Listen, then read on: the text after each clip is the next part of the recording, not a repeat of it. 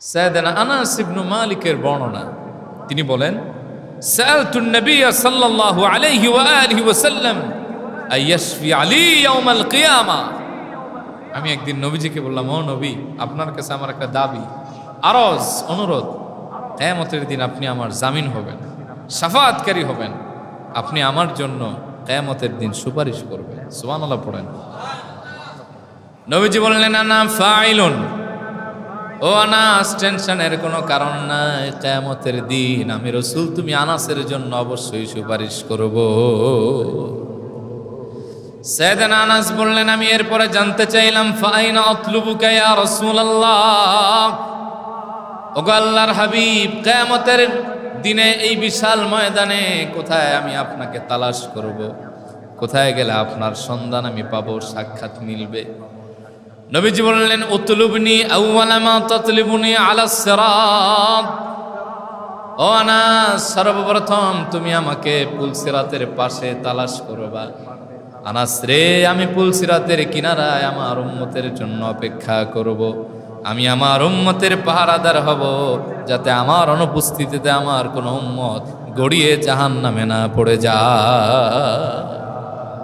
সাইয়েদনা আনাস বলেন, এরপরে আমি বললাম, ফাইল্লাম আলকাকা আলাস সিরাত, ও নবী, আপনাকে যদি আমি পুলসিরাতের কাছে খুঁজে না পাই, ফাইনা আতলুবুকা ইয়া রাসূলুল্লাহ, তাহলে কোন জায়গায় আমি আপনারে তালাশ করলে পাবো, কোন জায়গায় আপনারে দেখা মিলবে?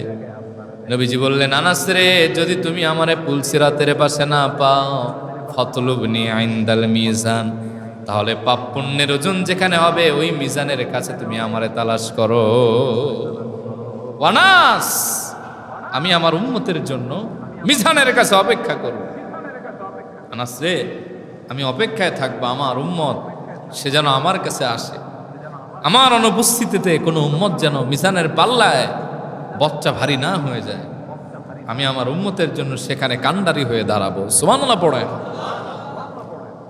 আমি বললাম, ও নবী, ফাইল্লাম আলকাকা আলাল মিজান, যদি এরপরও আপনাকে আমি মিজানের কাছে না পাই, নবীজি কোথায় গেলে আমি আপনারে পাবো, কোথায় তালাশ করব? নবীজি বললেন, ফাতলুবনি ইনদাল হাউদ, ও আনাস, তাহলে তুমি আমার সর্বশেষ হাউজে কাউসারের কাছে তালাশ করবে। আনাস রে, ওখানে আমি জান্নাতি শরাব নিয়ে আমি আমার উম্মতের জন্য অপেক্ষা করব।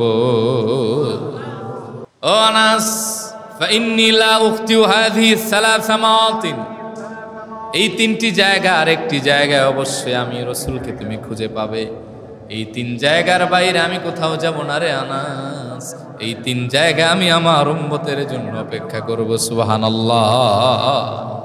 আনাস রে, এই তিন জায়গায় তুমি আমার খুঁজো, আমি অবশ্যই এই তিন জায়গার যে কোনো এক জায়গায় থাকবো আর তোমার জন্য শাফাআত করব। চিল্লায় এখন সুবহানাল্লাহ।